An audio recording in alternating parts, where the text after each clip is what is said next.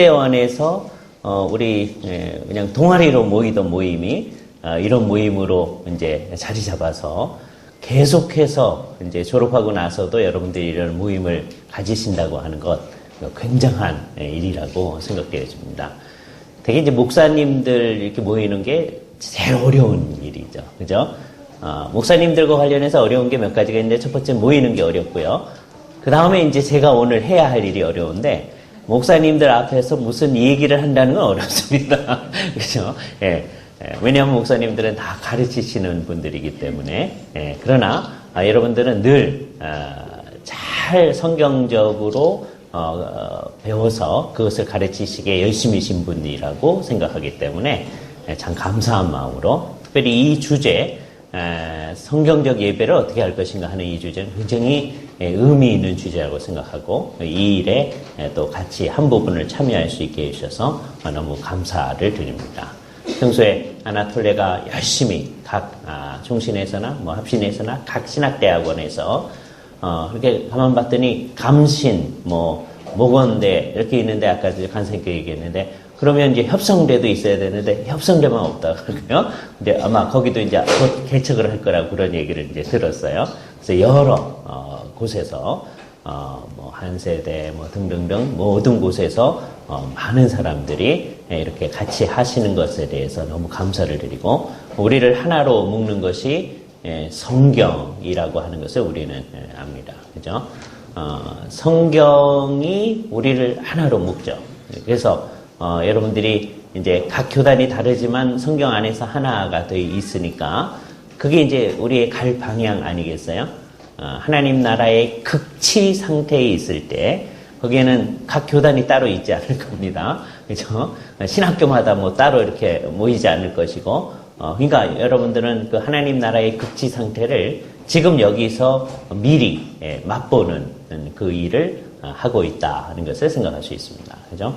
오늘 이 주제와 관련하여서 우리가 읽어야 될 본문이 여러 본문이 있지만 특별히 요한복음에서 예수님께서 해주신 말씀 잠깐 가보는 것이 좋으리라고 생각합니다. 요한복음 제4장입니다.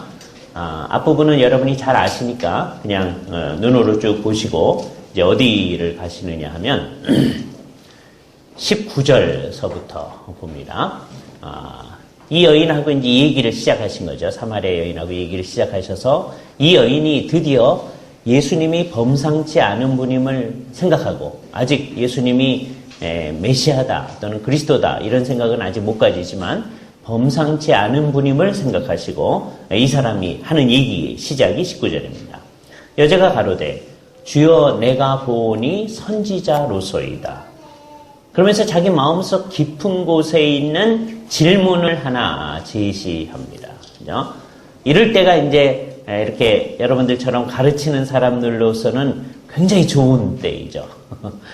이렇게 혼자서 얘기를 해야 되는 때에는 그 사람이 그 얘기를 들을 수도 있고 안 들을 수도 있는데 자기가 질문한 것에 대해서는 안 듣는 사람이 거의 없습니다. 그죠? 되게 이런 강의를 해보면, 강의 시간에는 이제 별로 이제 여러 가지 반응이 있을 수 있지만, Q&A 시간에는 모든 사람들이 다 집중해서 이제 듣게 되죠. 왜냐하면 우리가 질문하는 것에 대해서 얘기하는 거기 때문에. 그죠? 이 여인처럼 자기 마음속에 있는 깊이 있는 질문을 성도들이 해올 때, 그거에 대해서 여러분들이 대답을 해줄 때, 성도들이 거기에 대해서 무시하거나 그러진 않을 거예요. 그것을 정말 잘 들으려고 하죠. 이 여인도 자기 마음속에 있는 깊이 있는 질문을 하나 예수님께 합니다. 근데 그것이 예배에 관한 질문입니다. 그죠? 흥미가 사마리아, 그러니까 유대교도 안 하고 사마리아 하는 그 여인이 속에서 대답을 얘기하시니까 이 후에 좀 관심을 가지냐? 예배, 자기들 마음속에 얘기합니다. 우리는 이 산에서 하는데 이 외로운 삶에서 너희가 일할 때가 있다 얘기합니다. 그리고 그 사람들 없는 방식으로 이때가 되기 전에는 이게 진짜다. 그 이유는 뭐냐? 예루살렘에서 예배하는 유대인들이 괜찮아서가 아니고 이 본문이 분명히 얘기하는 것이 이는 구원이 유대인에서 나기 때문이다. 구원이 사마리아 사람으로부터 나오는 게 아니기 때문에 구원이 유대인에게서 나오기 때문에 이게 진짜라는 거예요. 그러니까 우리 때문에 이 예배가 괜찮아지는 게 아니고 이거는 나중에 우리한테도 그대로 적용되어집니다. 유대인들 때문에 괜찮아지는 게 아니라 유대인들 가운데서 나타나시게 되는 구속자 때문에 이게 진짜 예배가 되는 거예요. 그러니까 뭐 때문에 이게 진짜 예배가 되어지냐? 왜? 그것은 하나님께서 이전에 계시해 주셨던 계시에 의하면, 그래서 우리가 이제 성경 공부를 계속하는 거죠. 계시에 의하면 구속자가 유대인에게서 나도록 되어 있다. 더 구체적으로 얘기하면 여러분들이 계속 공부해 왔을 여인의 후손, 아브라함의 후손, 다윗의 씨, 이게 이제 언약적으로 연결되어진 거죠. 그게 유대인에게서 난다고 말하는 구속자 때문입니다. 그러니까 우리 때문에 이제 우리가 유대인이라고 이제 가정을 했을 때 우리 때문에 예루살렘에서의 예배가 진짜 예배가 아니라 이건 사람의 인간적 변수라는 게 별로 작용되지 않아요. 주님께서 이루어내시는 구속의 역사 때문에 구속자가 여인의 씨로 오시는 구속자가 아브라함의 씨로 오시는 구속자가 다윗의 후손으로 오시는 구속자가 유대인에게서 나기 때문에 그 계시에 종속해 있는 이 유대인들의 예배가 진짜 예배라는 거예요. 이건 객관적으로 하는 얘기입니다. 주관적으로 말하면 예루살렘에서 옛날에 제사하던 사람들 가운데 이제 주관적으로 들어가면 어떤 사람의 예배는 진짜 예배고 어떤 사람의 예배는 가짜 예배입니다. 이건 개인적으로 예배. 객관적으로는 이게 진짜예요. 그럼 예루살렘에서 드린 예배는 다 진짜냐?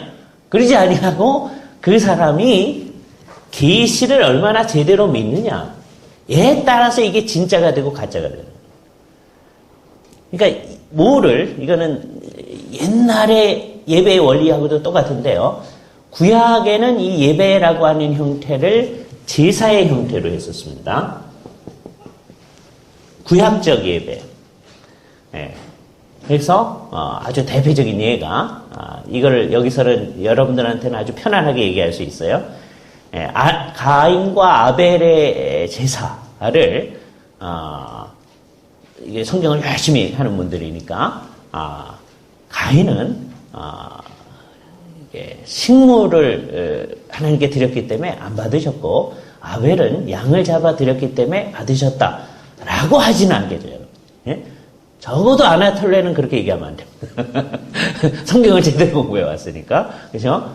뭐 때문에 주께서 가인의 예배는 받지 아니하시고 가인과 그의 예배는 받지 아니하시고 아벨과 그의 예배는 받으셨는가라고 했을 때 신약 성경이 거기에 대해서 주석해 주시는 말씀에 의하면 히브리서에 믿음으로 아벨은 가인보다 더 나은 제사를 드렸고 그렇게 얘기하는 거죠. 유일하게 성경이 지시해주는 차이점은 믿음이 있는가 없는가의 차이점입니다. 그리고 그 믿음이라고 하는 것은 일단은 객관적인 것이 훨씬 더 중요한데 그 믿음의 객관적인 요소는 뭐냐 하면 그 이전에 주신 계시의 내용을 제대로 믿었는가 하는 것이죠. 여인의 후손을 통하여서 하나님께서 구원해 주신다고 하는 그 계시를 제대로 믿었는가. 그것만이 중요하지 아직 하나님께서 어떤 방식으로 예배하라는 시사가 그런 계시가 없었기 때문에 거기에다가 후대의 계시를 집어넣어 가지고서는 가인은 하나님 앞에 양으로 피 흘림이 없는 제사를 드렸기 때문에 주께서 받지 아니하셨다는 얘기를 적어도 아나톨레 사람은 하면 안 됩니다. 그죠? 다른 사람들은 이것을 설명하려면 굉장히 많은 시간이 걸려요. 그러니까 여기서 어떤 원리가 잘 드러나냐면 언제나 바른 예배는 계시에 근거한 예배다라고 하는 거예요. 객관적으로 그렇습니다. 그죠? 이거는 이제 이따가 더 분명하게 말씀드릴게요. 그래놓고 그러나 그럼 계시에 근거해서 그거를 내가 그냥 믿는다라고 말만 하고 하면은 제대로 됐느냐? 그렇지 않은 거죠. 내 주관적으로 내 존재 전체가 그 계시에 완전히 넣어진 형태가 딱 있어야 되는 거죠. 그죠? 그게 똑같은 것이 예루살렘에서 드린 모든 예배에 적용됩니다. 예수 그리스도께서 십자가에 달려 돌아가시기 전까지는 예루살렘에서 하나님 앞에 계속 제사를 드립니다. 흥미로운 것은 우리 주 예수 그리스도께서도 그 예배에 참석하셨다. 그 지도자들이 엉터리였음에도 불구하고 예수 그리스도도 유월절 예배에 참석하십니다. 흥미롭죠? 예. 외적인 것을 존중하시는 거예요. 그죠?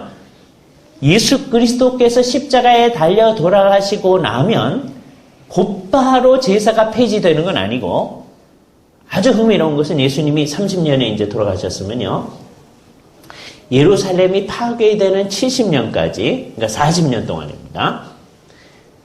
예루살렘 성전이 있으니까 제사장이요, 계속 예배를 합니다. 제사를 드립니다. 사람들이 하나님 앞에 막 제사를 드려요. 히브리서가 언제 기록되었는지 우리는 정확히 잘 모릅니다. 그러나 만일에 히브리서가 조금 이른 시기, 즉 70년 이전에 기록되었다면 그거 몰라요, 우리. 정확히 언제 기록되는지 모르거든요. 누가 썼는지도 모르죠. 우리 괜히 말한 것처럼 히브리서를 누가 썼는지는 오직 하나님께서만이 아신다. 예? Only God knows 그런 거죠. 근데 만일에 히브리서를 좀 이른 시기에 기록했다면 히브리서에서 날마다 드리는 그 제사로서는 죄를 속할 수 없느니라 라는 그 얘기를 할 때 히브리서 기자의 마음속에는 구약 시대에 있는 날마다 드리는 제사 그것만을 얘기하는 게 아니고 특별히 이때 드리는 제사들, 정말 날마다 제사장들이 양을 잡아서 제사를 하거든요.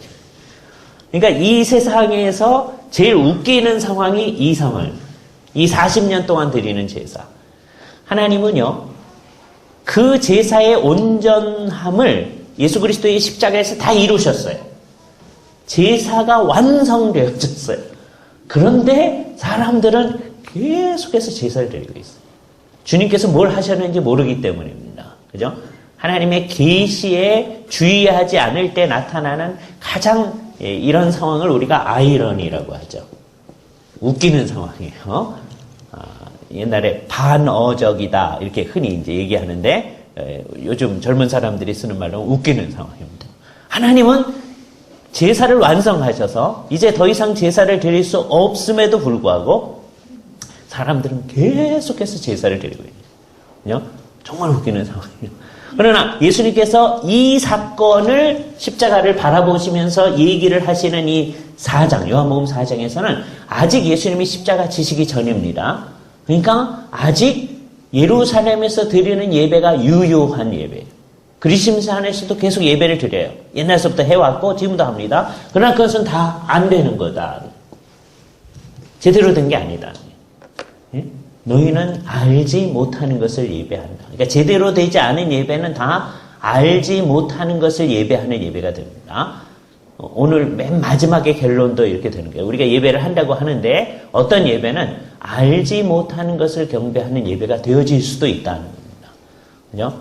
근데 예배를 인도하는 분들이 다 여기 있는 분들이란 말이에요. 우리가 인도하는 예배가 알지 못하는 것을 예배하는 예배가 된다면 그게 되겠는가? 그래서 재미있는 생각을 하셔야 되는데 우리는 흔히 어떻게 생각하냐면 예배에 대해서 아주 낮은 이해를 가지고 있습니다. 소위 예수를 믿는다고 하는 사람들이 모여서 찬송하고 기도하고 누군가 나와서 설교하고 그러면 그 예배가 아닐까? 이렇게 생각하는 거예요. 예배에 관한 가장 낮은 견해 중에 하나입니다. 그렇게 하니까 예를 들어서 성경을 잘 믿지도 않는 사람들이 주일날마다 모여가지고 예배를 하면 예배라고 해야 되나 안 해야 되나 목사님들한테 물어봐도 그 단정해서 얘기하기 굉장히 어려워하실 분들이 많이 있습니다. 그죠? 예수님의 이 말씀에 근거해서 이제 우리는 생각을 해봐야 되죠. 그래서 이제 구약의 모든 예배는 궁극적으로 앞으로 되어질 일을 바라보는데 아버지께 제대로 예배할 때가 이른다는 거예요. 십자가 사건이 있은 다음에는 제사의 형식으로 예배하는 게 아니고 이제는 다른 형식으로 예배하는 방식이 우리에게 마련돼야 되고 그때에 중요한 것이 뭐냐 예수님께서 얘기해 주시기를 우선 옛날 번역을 해보죠. 그게 우리에게 익숙하니까 신령과 진정으로 예배해야 한다. 그죠? 근데 그 신령과 진정이란 말이 우리말로 들을 때 많은 사람들이 신령과 영적으로란 얘기인가 아니면 내 영혼을 다해서란 말인가 진정으로 내가 내 온 정성을 다해서란 말인가 진정으로 해야 된다는 말인가 그래서 둘 다가 전부 다 우리의 주관성을 중심으로 얘기를 하기가 쉬워요. 그런데 이게 이제 여러분 잘 아는 대로 영과 진리 안에서 엔 푸뉴마티 카에 알레테이아. 영과 진리 안에서. 그러니까 하나님 앞에 드리는 예배의 큰 특성을 얘기하는데 영 안에서 엔 푸뉴마티예요.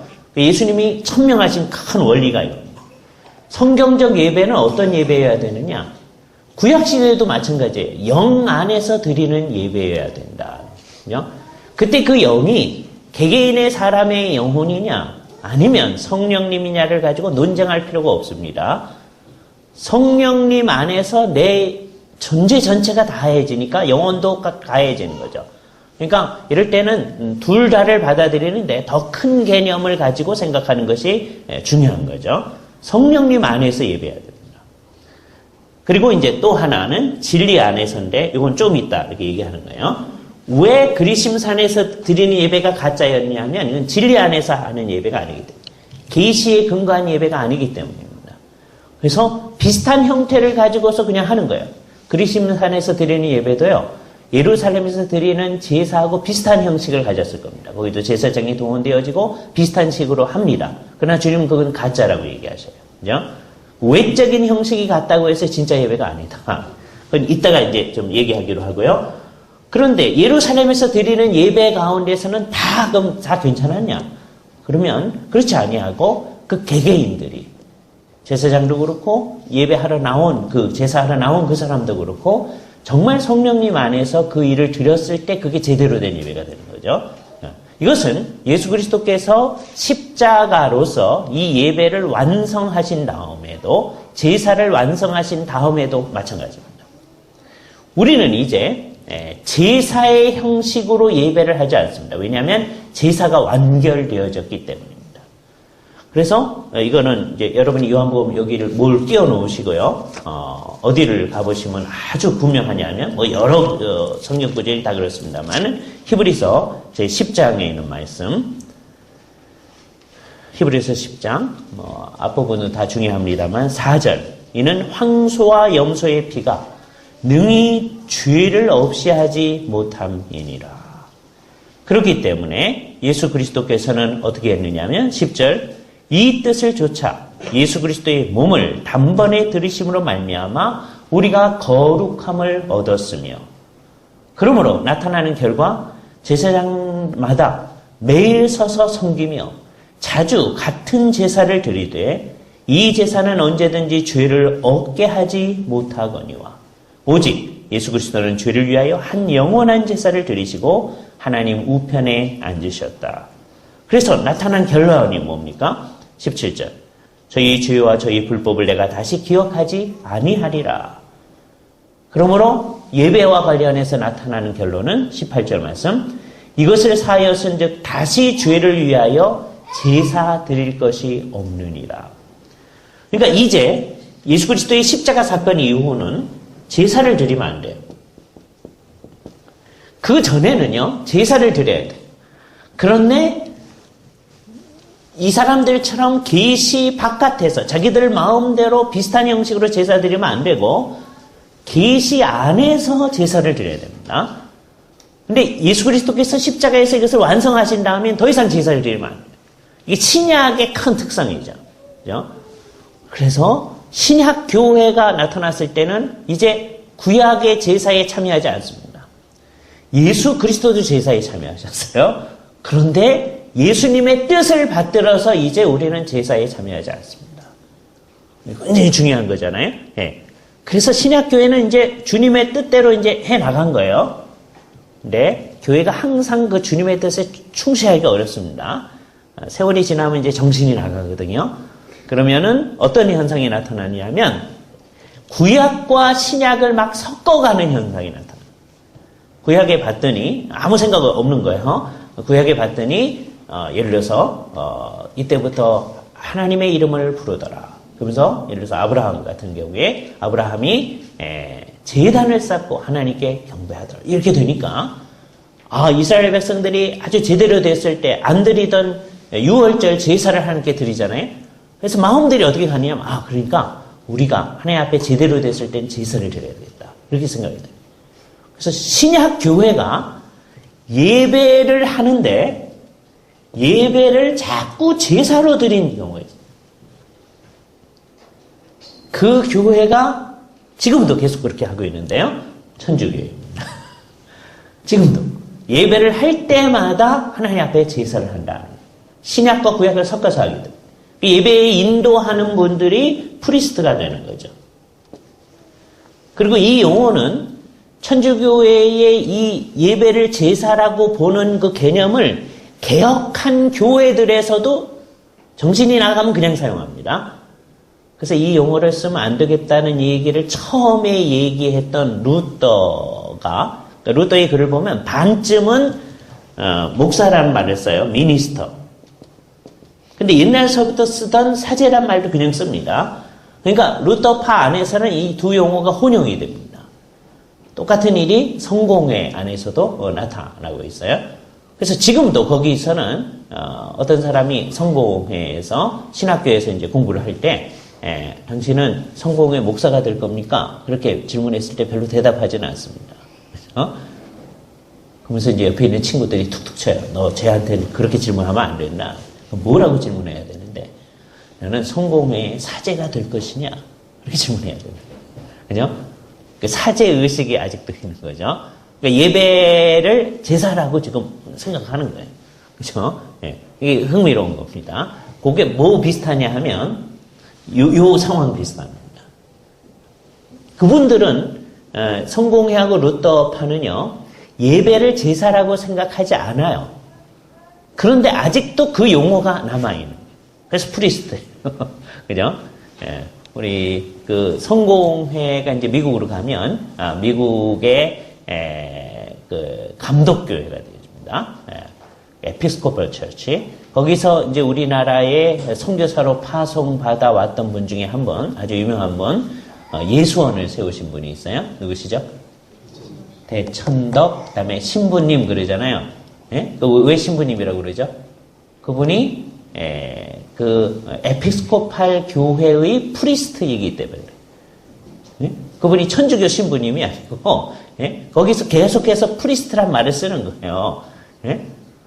이 말을 듣고서 이제 그거를 더 이상 존경하지 않으면 안 됩니다. 존경할 것이 매우 많은 거죠. 그런데 그 교단 전체가 이런 점에서 아직 충분히 성경적이지는 않은 면이 있구나 하는 것을 이제 발견하는 거죠. 예. 이게 이상한 거예요. 그죠? 예. 그러니까 예배가 제사가 아니다 하는 것을 우리 종교개혁의 교회들은 전부 다 얘기하는 거예요. 종교개혁이 뭐냐면 그 전까지는요, 예배하는 게 전부 다 제사라고 생각해 온 거예요. 천주교의 예배는 전부 다 제사였습니다. 제사를 제대로 드려야 됩니다. 그런데 종교개혁이 일어났다는 것은 예배를 제사로 안 한다는 거였거든요. 그래서 이제 우리가 종교개혁을 했어요. 우리가 다 종교개혁 교회 속에 있습니다. 근데 우리도 세월이 한참 지나면 또 정신이 나갑니다. 그래서요, 제가 어렸을 때도 가만 보면 어떻게 됐느냐 하면, 우리들의 예배를 다 제사라고 생각하는 사람이 굉장히 많습니다. 제사라고 생각하니까 어떤 일이 이제 발생하느냐면, 예배 드리는 이 예배하는 곳의 앞부분을 자꾸 제단이라고 합니다. 요즘에 그 개념이 많이 없어져서 참 감사해요. 제단. 그리고 예배 드리는 일을 뭐라고 표현해? 제단 쌓는다. 예? 그게 그리스도의 십자가를 굉장히 무시하는 행위라고 하는 것을 전혀 생각하지 않아요. 그분들의 마음 가운데 십자가를 무시하고자 하는 마음 없는 거 제가 알아요. 근데 그렇게 따지면은요, 천주교에서 예배를 제사라고 지금도 하거든요. 그게 미사할 때 그 미사를 제사라고 생각하는 거하고 똑같은 겁니다. 그거를 우리가 뭐라고 못해요. 왜냐하면 그분들이 그리스도의 십자가를 모독할 마음으로 그렇게 하는 게 아니기 때문입니다. 그냥 말만 그렇게 하는 거예요. 주님을 잘 섬기기 위해서 하는 거예요. 그러나 그것도 잘못된 거다 생각해요. 그러니까 여기서 우리가 잘 생각해야 됩니다. 옛날 유대인들이 십자가에도 불구하고 계속 제사 드리던 것처럼 십자가를 믿으면서도 예배를 제사라고 하는 게 잘못되었었는데, 이제 그거를 제사라고 하는 게 잘못되었다고 하는 것을 분명히 천명하는 우리가, 개신교인들이 예배하는 것을 제사라고 생각하고 예배 시간에 헌금하는 것을 제물이라고 생각하고 그런 게 많이 있단 말이에요. 이게 다 어디서 나온 거냐면 구약과 신약을 다 섞어서 생각하는 데서 나오는 거예요. 이게 안 되는 것임에도 불구하고, 그러니까 여기서 우리가 잘 생각해야 되는 게 정신을 바짝 차리지 않으면 우리도 모르는 사리에 성경이 표현했는데 부지불식간에 이상한 대로 샥 살아가요. 그런 의식을 가지고 예배하는 사람들이 정성이 부족한 게 아닙니다. 최선을 다해서 하는 사람도 그 중에 엉터리로 하는 사람도 있어요. 그러나 정말 정성껏 하시는 분들이 있습니다. 그러나 주님께서 객관적으로 해놓으신 것을 무시하면서 할 때 그것이 제대로 된 거다라고 얘기하면 안 됩니다. 그래서 재미있는 걸 생각하셔야 돼요. 우리의 정성을 다해서 한다고 그게 모든 것을 다 정당화하는 건 아니다. 대표적인 예를 보세요. 옛날에 그리심산에서 사마리아인들이 하나님께 예배할 때 그 중에 상당수는 굉장히 정성껏 하지 않았겠어요? 이게 뭘 얘기해 줍니까? 정성껏 한다고 해서 하나님 앞에 제대로 되는 게 아니다. 그랬더니 이 얘기를 잘못 듣는 사람이 있어요. 제대로 된 예배를 정성껏 하지 않아도 된다. 이렇게 듣는 사람들. 예? 그럴 수는 없죠. 하나님께 예배하면서 어떻게 이교도들이 정성을 다하는 것보다 더 못하겠습니까? 그럼에도 불구하고 오늘 우리의 예배를 살펴보시기 바랍니다. 오늘 우리의 예배 속에서 정말 이교도들이 정성을 들인 것보다 정성 안 들이고 하는 사람 굉장히 많이 있습니다. 무시무시한 일이. 그죠? 우리 하나님이 우리로 인하여 만홀히 여기심을 받으십니다. 그죠? 그러나 정성을 다했다고 해서 그게 드려질 만한 것이 아니다. 그럼 예배는 어떻게 드려야 되느냐? 주님께서 선언해 주시기를 정 안에서 드려야 됩니다. 이 말은 인간의 노력으로 예배가 드려질 수 있는 게 아니다라고 하는 것을 분명히 얘기해 줍니다. 여러분이 최선을 다한다고 해서 그 예배가 여러분의 최선 때문에 드려질 수 있는 게 아닙니다. 모든 성도들이 그 의식에 충실해야만 우리 예배가 제대로 될 수 있습니다. 그렇기 때문에 우리는 성령님 안에서만 예배를 합니다. 근데 왜 이게 중요하냐 하면 우리 예배가 어떻게 해서 받아들여질 수 있는 거예요. 예? 되게 어저께 예배를 다 마치고 저녁 예배까지 다 마치시고 여러분들이 아마 예배당에서 제일 마지막으로 온 사람들 중에 한 사람이었을 거예요. 그죠? 그때 목사인 우리들도 마음속에 무슨 생각이 들 거냐면 이제 저녁 예배까지 다 마치셨어요. 그럼 이제 할 거 다 했죠. 목사님들이 제일 마음이 편할 때가 그 시간이거든요. 예? 저녁 예배까지 다 했으니까 할 거 다 했잖아요. 그죠? 그래서 무슨 생각이 드느냐 하면 이게 이제 어리석은 인간의 생각입니다. 우리가 하나님께 뭔가를 해드렸다는 생각이 들어요. 그 생각이 벌써 예배에 안 맞는 생각이에요. 이 생각이요, 우리 성도들의 마음속에 하나도 없어야 그게 성령님 안에서 예배를 드리는 거예요. 예배가 어떻게 해서 하나님께서 받음직한 예배가 됩니까? 우리의 최선을 다해서 하나님께 받음직한 예배가 되는 게 아니거든요. 예배가 주님께서 받으시려면 유일하게 딱 하나의 근거가 있는데 그건 뭐냐? 십자가에서 예수 그리스도께서 흘리신 보혈만이 우리가 하나님께 경배할 수 있는 유일한 근거가 되어집니다. 예수님께서 여기서 시사하시는 말씀이 그거예요. 왜 여기서도 말고 저기서도 말고 아버지께 신령과 진정으로 예배할 때가 온다 그렇게 얘기하는 거냐면 그 예배의 근거는 뭐냐면 그리스도의 속죄의 공로이다. 이 의식이 가득하려면 어떤 사람만이 이 의식이 가득할 수 있느냐 하면 성령 안에 온전히 있는 사람만이 그 의식에 가득할 수 있습니다. 사람들로 하여금 십자가의 공로에 근거해서만 예배할 수 있다는 인식을 가지게 할 수 있는 분은 성령님밖에 없어요. 그러니까 내가 성령님 안에 진짜로 있느냐 없느냐 하는 것은 여러분이 스스로도 한번 생각해 보셔야 돼요. 이 예배를 했는데 이 예배를 정말 내 노력, 공로 이것에 근거해서 주께서 받으시는 게 아니라 예수 그리스도의 십자가의 공로에 근거해서만 예수님이 이것을 받으신다라는 의식이 분명할 때 나는 정말 성령님 안에 있습니다. 근데 내가 그 의식이 별로 없어지잖아요. 예수를 믿으면 자꾸 그 의식이 없어져요. 상당히 많은 사람들이 어떻게 되느냐 하면 여러분들은 좀 예외일 수 있는데 아까 이영 목사님하고 얘기하다 보니까 우리가 십자가를 아주 중요시해서 공부를 계속하니까 예외일 수가 있는데요. 상당히 많은 예수 믿는 사람들이, 우리처럼 보수적으로 믿는 사람들도요, 예수 처음 믿을 때만 십자가의 구속이 필요하다고 생각하는 경우가 너무 많습니다. 우리 이제 오랫동안 예수님을 믿어왔기 때문에 이제 이미 그건 지나갔다. 근데요, 예배할 때요, 여러분이 예수 그리스도의 십자가의 보혈이 우리에게 적용되지 않으면 주께서 우리의 예배를 받을 수가 없어요. 그러니까 내가 경배하는데 주께서 이것을 받으시는 유일한 근거가 십자가에서 피 흘리신 예수 그리스도의 보혈의 공로 때문에 우리의 경배를 받으시는 겁니다. 이게 우리가 철저해야만 해요. 예배를 인도하시는 목사님이 그래야 되고 모든 성도들이 그래야만 하는 거예요.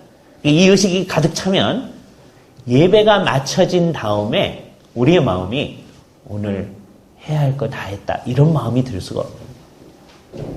우리 마음이 어떠냐 하면 우리의 경배를 십자가의 공로에 근거하셔서 받아주신 주님께 정말 감사하다는 마음밖에 안 돼요. 그러니까 이게 제대로 된 예배인지 아닌지를 알 수 있는 그 시금석들이 있는데요. 어떤 게 있느냐 하면 어떤 사람이 딴 동기에서 예배에 참여할 때 그게 이제 가짜 예배입니다. 예를 들어서 어떤 이제 권사님이 예배에 뭐 주일 아침 예배든지 저녁 예배든지 뭐 수요 기도회든지 안 빠지고 늘 나오셔요. 그죠? 목사님께서 권사님 참 감사합니다. 목사님들이 이 얘기하기가 좀 어렵죠. 왜냐하면 이 얘기하면 권사님들이 내가 안 빠지고 나오면 목사님이 감사해야 되는 거구나 라고 자꾸 오해를 해요. 그래서 이 얘기하기가 좀 어렵습니다. 그러나 또 목사님 입장에서는 성도들이 당연히 나와야 되지만 또 늘 나오면 감사하죠. 감사합니다. 어떻게 이렇게 이렇게 안 빠지실 수 있나요? 그랬더니 권사님 하는 말씀이, 목사님 제가 옛날에 좀 빠졌었는데요, 예배 빠지고 어디 가다가 된통 사고가 났습니다. 그다음부터는 절대로 안 빠지구나. 네? 안 빠지시는 건 참 잘하시는 거죠. 그러나 이 사람은 결국 뭐가 여기 작용하는 거예요? 이상한 일이 발생하지 않도록 하기 위해서. 그러면 그거는 제대로 된 게 아닙니다. 그러니까 이것보다도 더 못한 사람들이 우리 교회의 대부분이죠. 왜냐면 가끔 가다 빠지잖아요. 돌아가면서 빠집니다. 우리 교회를 불행하게 만든 일들이 늘 그런 거예요. 그렇죠? 성도들이 다 돌아가면서. 이 사람은요, 안 빠져요. 절대로 안 빠져요. 근데 그 동기가 뭐예요? 무슨 이상한 일 당하지 않기 위해서. 그 얘기를 옆에서 듣고 있던 어떤 장로님이, 나는 그래서 하는 거 아니고요. 내가 80평생 주님을 섬겨왔는데 주님 앞에 제대로 예배를 했더니 주께서 얼마나 많은 복을 주시는지요. 이 사람은 복 받기 위해서 예배하는 겁니다. 이게 다 가짜예요. 예? 진짜 가짜입니다. 이 가짜라고 하는 것을 우리가 분명히 선언을 해줘야 돼요. 그죠? 그 다음에 나는 그건 아닌데 주님 앞에 이렇게 하니까 예배한 게 하나님 앞에 일종의 공로거리가 될 수 있다고 생각합니다. 예배한 게 공로. 이게 많은 그리스도인들, 그 열심히 있는 그리스도인들을 사로잡고 있는 생각입니다. 예배 안 하는 거는 잘못하는 건데 그래도 우리는 예배했으니까, 예? 그 공로거리라고 하는 게 좀 천박한 형태로 표현된 게 아까 예배하고 나면 사고 안 난다, 예배하고 나면 복 받는다, 이런 거예요. 그러나 그런 생각을 안 가진다고 해도 여러분이 주일 예배 다 마치고 와서 마음속에 오늘 적어도 우리는 4건 했다. 예배 4번 했다. 예? 그렇게 한다면 목사님들이나 교회에서 열심히 하는 사람 그런 의식 가지게 될 수 있거든요. 예? 그거 엉터리라고요. 예배를 4번 드렸을 때 우리는 남들보다 4배의 감사가 넘쳐요. 주께서 우리의 경배를 받으신다. 그러니까 이게 철저해야 돼요. 내가 최선을 다해도 주께서 받으실 수 없다. 그런데 예수 그리스도의 공로로 말미암아 나의 경배를 받아주신다. 그러니까 예배를 몇 번 드리고 나서든지 마음속에 감사가 넘쳐야 됩니다. 그러니까 제대로 된 예배는 이런 형태예요. 예배하는 이유가요, 주께서 우리를 구속하신 것에 대해서 감사해서 예배를 하는 거예요. 예배하러 오는 동기가 그렇습니다. 그런데 예배가 마치고 나서 우리의 마음이 어떻게 가야 진짜냐 하면 예배하기 전보다 감사가 더 넘쳐야 돼요. 정상적인 예배는 그럴 수밖에 없는 겁니다. 그죠?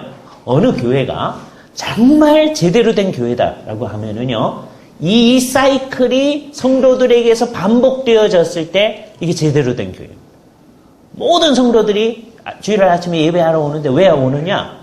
여기 또 안 오면 목사님이 또 전화할 거고 귀찮고, 예? 그래서가 아니고, 예? 왜 오느냐? 주님께 너무 감사해서 예배하러 오는 거예요. 저녁에 예배를 마치고 돌아가면서 성도들 마음속에 아침에 오던 감사보다 몇 배의 감사가 나타나요. 그죠? 근데 이게 그렇지 않다고 하는 것을 알 수 있어요. 어떻게 아느냐? 예를 들어서 지금부터 하는 말은 어떤 성도들이 하는 말이냐면 그래도 열심히 있는 성도들이 하는 말입니다. 어느 날 어느 성도가 여러분한테 찾아오셔서 이렇게 얘기합니다. 목사님, 오늘은요 예배 드린 것 같지가 않아요. 그런 거예요. 그러니까 예배 드린 것 같은 때 어떻다는 걸 대충 마음속에 가지고 있는 거죠. 그렇지 않은 거예요.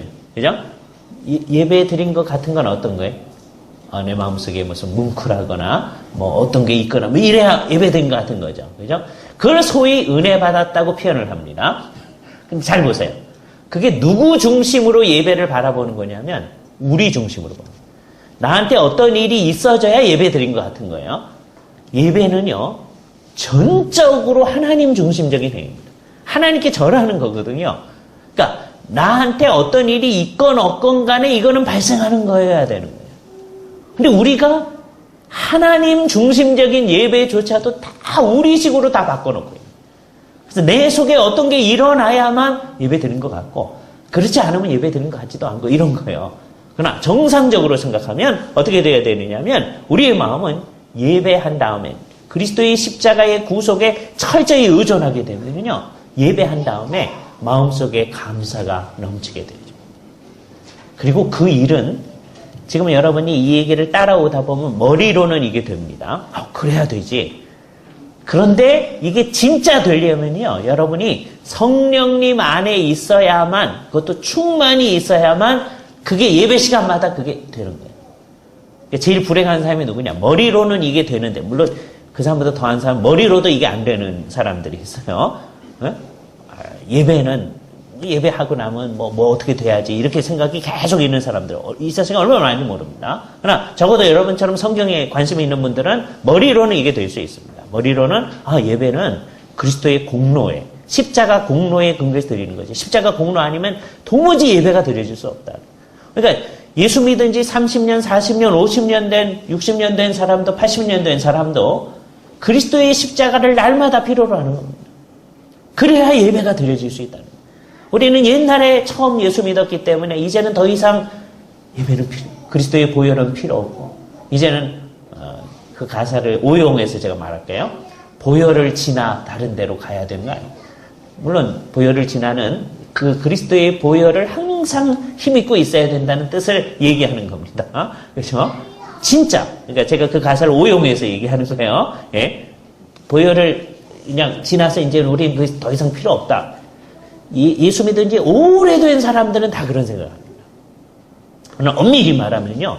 우리는 매 순간 그리스도의 보혈을 필요로 하는 거예요. 이 의식이 가득 차려면 성령님께서 우리 안에 충만히 계시지 않으면 이 의식이 없습니다. 그래서 예수님께서 영 안에서 예배하라고 얘기해 주셨어요. 이게 제일 중요한 원리입니다. 성령님 안에서 우리의 예배가 드려진 것은 성령님이 2000년 전에 일어난 그리스도의 사건을 우리와 연결시키고 있기 때문입니다. 그러니까 만일에 그리스도의 십자가 사건하고 우리를 연결시키지 않는다면, 예배를 한다면 나는 성령님과 제대로 된 관계를 가지고 있지 않다라고 얘기해요. 근데 여기서 놀라운 일이 일어나는데 정말 성령님 안에서 요즘에 쓰는 영성이라는 말이 잘못될 방향이 있다는 것을 여기서 알게 되는 거예요. 제대로 성령님 안에서 있다면 우리가 예배를 항상 그리스도의 보혈에 근거해서 할 수밖에 없는 거죠. 여기 어떤 공로의식이 있을 수가 없습니다. 그죠? 그러니까 예배를 하고 나면 나한테 이렇게 좋은 일이 생긴다든지 복을 받는다든지 그런 말이 나타날 가능성이 없는 거예요. 그죠? 예배하는 사람은 적어도 그런 얘기를 하면 안 돼요. 그런 사람들한테 주께서 복 주시는 건 주님이 하시는 일이에요. 그거는 주님의 속한 사실 우리의 얘기가 아니라는 거예요. 그죠? 예. 우리는 그 마음이 없어야 됩니다. 예배를 주께서 받아주신다는 것만 해도 감사해야 되는 거예요. 그런데 뭐 때문에 받으시는 거냐면 십자가 때문에 받으십니다. 그렇다면 성령님이 나를 연결시키면 2000년 전에 일어났던 그리스도의 그 십자가 사건에 온전히 의존하는 마음이 우리에게 나타나겠죠.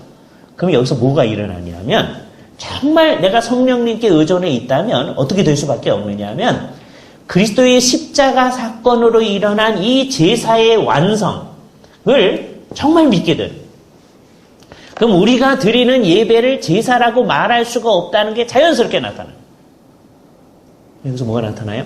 지금도 예배를 제사라고 드리는 사람들은 엄밀히 말하면 성령님 안에 있는 게 아니다. 근데도 불구하고 그래도 천주교인들도 영성이 있지 않을까요? 이런 생각이 있어요. 영성이란 말이 사실 천주교에서 온 말이에요. 그죠? 그래서 정신을 바짝 차려야 됩니다. 안 차리면 우리도 부지불식간에 이 세상으로 가는 거예요. 그죠? 그러면 여기서 이제 이게 핵심적인 것이고요. 요와 관련해서 이제 하나만 더 말씀드리면 우리는 사실 예배 때만 십자가를 필요로 하는 게 아니고요. 여러분이 최후의 심판대 앞에 섰다고 한번 생각해 보세요. 예수 그리스도 앞에서 최후의 심판대 앞에 섰다.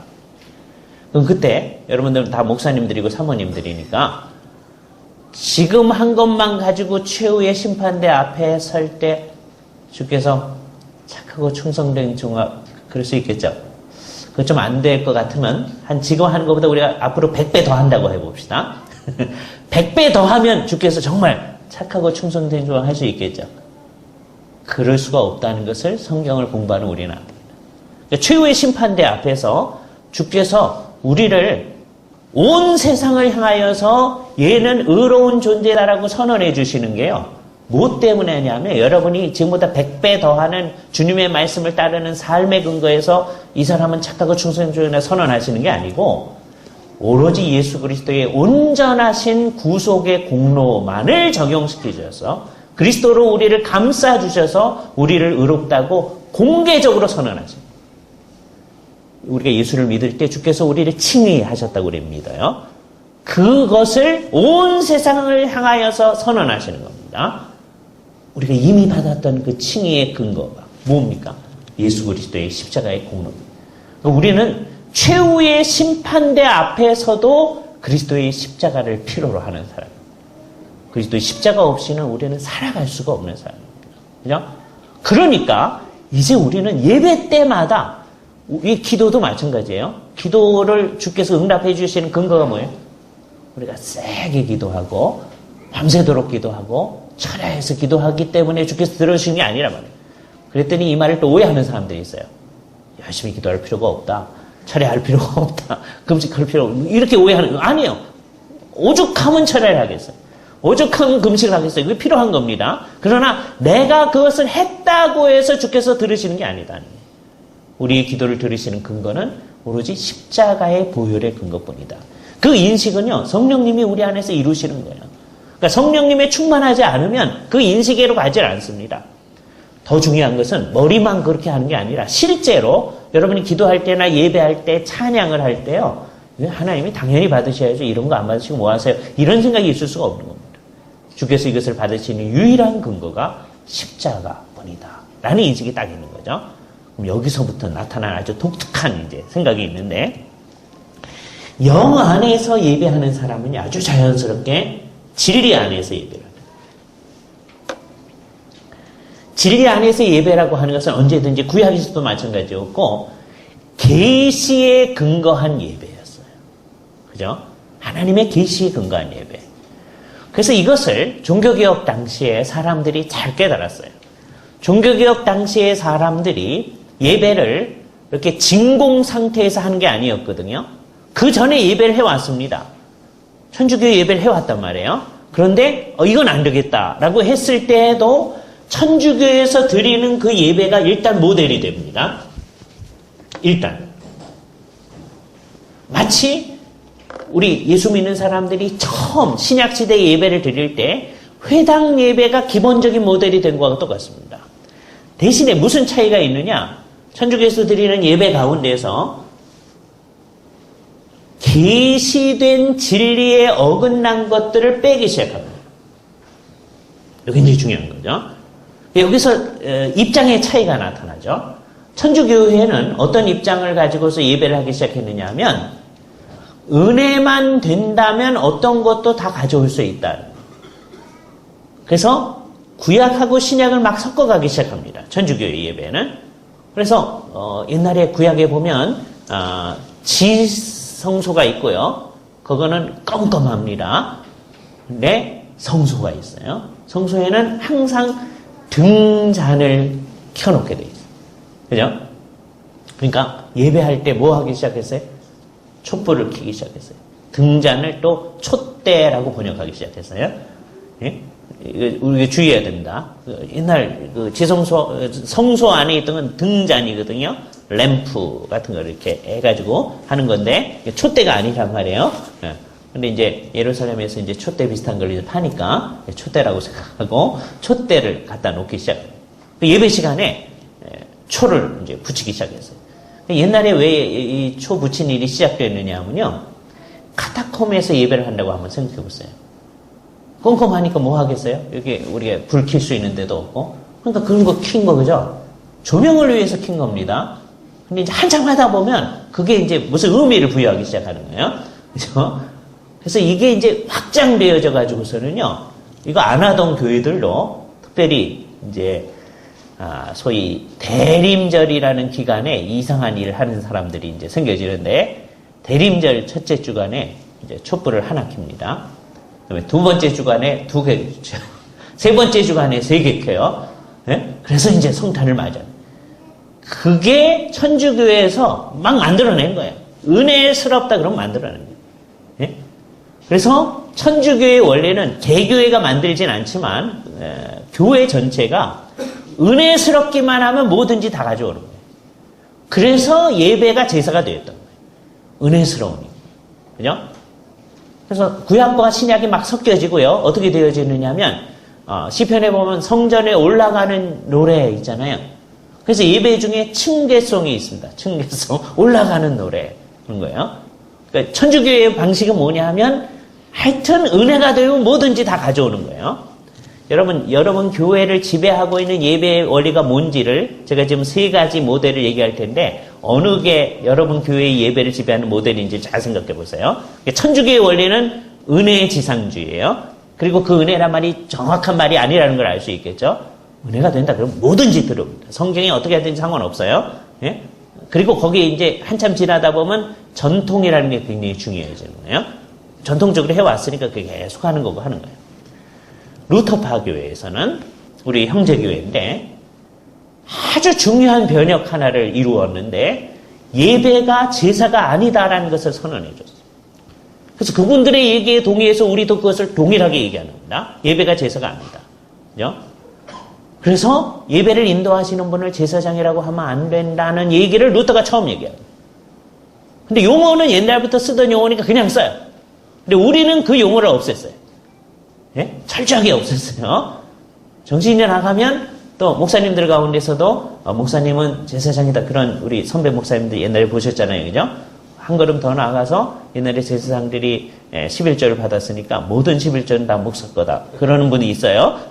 얼마나 이상한 겁니까? 예. 루터파 교회는 어떻게 왔느냐 하면 예배 가운데서 성경에서 명확히 하지 말라고 한 것만 없앴어요. 그게 뭐냐? 상을 만들어서 절하지 말아라. 그것만 없앴어요. 그러나 나머지는 그냥 내버려뒀어요. 왜 그러냐? 그것을 이래도 좋고 저래도 좋은 요소다. 소위 아디아포라의 요소다라고 그분들은 생각했기 때문입니다. 예배 가운데서 촛불을 켠다든지 또는 뭐 층계송을 한다든지 뭐 향을 피우다든지 하는 것을 루터파 교회에서는 원하면 없애도 되지만 꼭 있을 수 있겠다. 그냥 내버려둔 거예요. 그죠? 예. 성찬을 받을 때 천주교회에서는 전부 다 무릎을 꿇고 받아야 됩니다. 왜? 그것이 주님의 몸을 받는 것이기 때문에. 그래서 영성체라고 하죠. 성찬 받는 것을 영성체. 예? 루터파 교회에서는 그 무릎을 꿇는 전통은 상당히 유지하려고 했습니다. 그래서 그건 애매하니까 어느 쪽으로 발전했냐면 자기가 원하는 식으로 서서 받아도 좋고 무릎 꿇고 받아도 좋다. 예? 그러니까 아디아포라라고 생각한 거예요. 그러니까 루터파 교회나 성공의 교회 가운데 소위 하이 처치 계통은 반드시 그때도 무릎 꿇고 하게 합니다. 그러나 조금 로우 처치 계통에서는 마음대로 할 수 있다. 우리는 그 모든 것을 없애버립니다. 예? 루터파 교회가 아닌 다른 교회들, 대부분의 교회들입니다. 대부분의 교회는 어떻게 한 거냐면 성경이 얘기하고 있는 요소만 남기고 성경이, 이때 성경이라고 하는 것은 신약 성경이죠. 왜냐하면 구약에 있는 거하고 이제 천주교는 다 섞어가지고 했으니까 신약 성경이 말하고 있는 요소만 가지고 예배를 합니다. 그러니까 그렇지 않은 이유는 전부 다 했습니다. 그 이유는 뭐예요? 성령 안에서 예배를 하는 사람은 반드시 어디로 수밖에 없어요? 계시의 가슴에 갈 수밖에 없습니다. 우리 예배 가운데 다만 은혜성처럼 느껴질고 그게 계시의 말씀에서 벗어난다. 그러면 전부 다 없어요. 천주교에서 하는 예배를 딱 모델로 놓고 뭐가 없어졌느냐? 맨 처음에 천주교 예배가 어떻게 시작합니까? 하나님께서 여러분과 함께 하기를 원합니다. 그런 이제 사제의 말로 시작하죠. 그럼 이제 성도들이 뭐라고 해요? 사제와도 함께. 그러니까 예배 시작하면서부터 예배를 인도하시는 분이 사제라고 생각해요. 그래서 우리는 그런 말을 전부 다 없앴어요. 전부 다 없앴어요. 그죠? 그런 말 없어요. 또 향 피우고 다음에 촛불 피고 하는 거 전부 다 없앴어요. 네? 없앴는데 어떤 데는 그게 슬그머니 들어오기 시작합니다. 예배 건축할 때, 예배당 건축할 때에도 그게 나타나는 거예요. 예, 어떻게 되느냐? 옛날 천주교에는 이게 제사니까요. 예배당 중앙에 제단이 있어야 돼요. 제단이 굉장히 중요한 거예요. 그런데 종교개혁을 하면서는 강대상을 위주로 하게 되죠. 그죠? 강대상과 성찬상 테이블이에요. 제단, 여기 천주교에 있었던 말입니다. 제단에서부터 상으로의 변화. 이게 우리 종교개혁 교회의 큰 특성이거든요. 그래서 강단이 있고 하나님의 말씀을 선포하는 강단이 있고 다음에 성찬상, 이게 굉장히 중요한 거예요. 성탄상 주위에 우리가 둘러서서 또는 둘러 앉아서 성찬을 집행해야 되니까 예배에 굉장히 중요한 요소들이 그러니까 그렇게 하는 건데 세월이 한참 지나면 어떻게 되느냐 하면 개신교 예배당인데요. 여러분 잘 보면 그런 예배당이 많이 있습니다. 말씀을 전하는 곳은 옆으로 이제 비껴서 있고 가운데 정말 제단의 형태를 딱 가지고 있습니다. 성찬상인데 제단이. 그래서 거기에 십자가와 촛불들이 서 있습니다. 예배 때에는 그 촛불을 켜놓습니다. 그런 구조를 가진 예배당들 많이 있어요. 그게 벌써 이게 역사적 과정을 다 아는 분들은 지금 뭐 하는 건가? 이렇게 됩니다. 그런 거 모르면 저 은혜스러우네, 좋네. 예? 그러면 이제 어떻게 되는 거예요? 한 교회 그거 하면 다른 교회도 또 하고 이렇게 했더니 좋다 그렇게 해요. 요즘에 그런 형태를 가진 예배당 많아요. 정신을 딱 차리고 보셔야 돼요. 그렇죠? 예. 우리는요, 종교개혁하면서 예배당 안에 있는 십자가가 없도록 만들었어요. 예배당 바깥에는 있는데 안에는 없도록 했어요. 세월이 지나니까 이제 어떻게 돼버렸어요? 예배당 안에 십자가가 없으면 여기 이단교회 아니야? 이렇게 돼버렸어요. 여러분이 교회 섬기시면서 특히 개척교회 하시면서 예배당 안에 십자가 없게 만들어 보세요. 상당히 많은 사람들이 의심의 눈길로 바라봅니다. 그럴 때 그 의심의 눈길을 피하기 위해서 예배당 안에 다시 십자가를 만들면 되겠는가 한번 생각해 보시면 돼요. 그죠?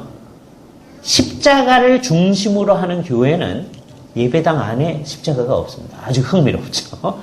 네?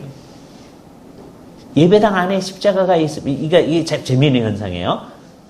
철저한 청교도도 아니었던 어떤 그 성공의 감독이 있었었는데 엘리자베스 여왕이요. 이분이 설교를 잘 하시니까 예배를 당신이 채플에서 인도를 해 주십시오. 내가 참석하는 채플에서 예배를 인도해 주십시오. 그랬을 때 이 사람은 철저한 청교도도 아니었습니다. 이 사람은 오히려 그 영국 성공회의 그 입장에 철저히 동의하는 사람이었는데 뭐라고 했냐면 그 채플 안에 십자가가 없다면 내가 예배를 인도하겠습니다. 그렇게 얘기한 적이 있어요. 그죠? 근데 우리 시대에는 우리들조차도 예배당 안에 십자가가 있다면 그거 얼마나 이상한 건가 생각해 봐야 돼요. 그죠? 그래서 이제 예배당 안에 예배를 하면서 하여튼 비성경적인 요소는 전부 다 없앤 겁니다. 예? 촛불 킨다든지 뭐 층계송이라든지 뭐 그런 것들 전부 다 없애간 거예요. 그러니까 세 가지 모델이 있죠. 예배에 대해서. 첫 번째는 은혜스러운 뭐든지 다 한다는 모델. 두 번째는 성경이 명확히 금하고 있는 거는 없앤다. 나머지는 이래도 좋고 저래도 좋다. 각 교회가 알아서 하면 된다. 그냥? 세 번째는 오직 신약 성경이 말하고 있는 요소들만을 가지고 우리가 예배해야 된다. 예배와 같이 중요한 이 문제에 있어서 하나님께서는 어떤 지침을 주지 않았을 리가 없다. 카빈 선생님이 얘기하는 거죠. 그래서 우리는 그것을 예배의 규정적 원리라고 얘기합니다. Regulative Principle of the Worship. 예배의 규정적 원리. 흥미로운데요. 예배의 규정적 원리를 얘기하는 우리들의 입장은 어떻게 되느냐 하면 예배에 하여튼 신약 성경이 말하는 그 요소들만을 가지고 한다. 그래서 요소가 중요해요. 요소들. 어떤 것들로 예배의 순서가 이루어지느냐. 요소들. 그러나 이 요소들이 어떤 순서로 있느냐 하는 걸 성경이 얘기 안 하거든요. 그래서 그 문제에 있어서는 자유롭습니다. 이것을 예배의 정황이라고 그래요. 그래서 아주 재미있는 반전이 일어나는데 예배의 규정적 원리를 강조하는 교회는 예배의 요소들에 있어서는 철저합니다. 근데 예배의 정황에 있어서는 자유예요. 그래서 잘 생각하면서 어떤 것들은 고쳐나가요.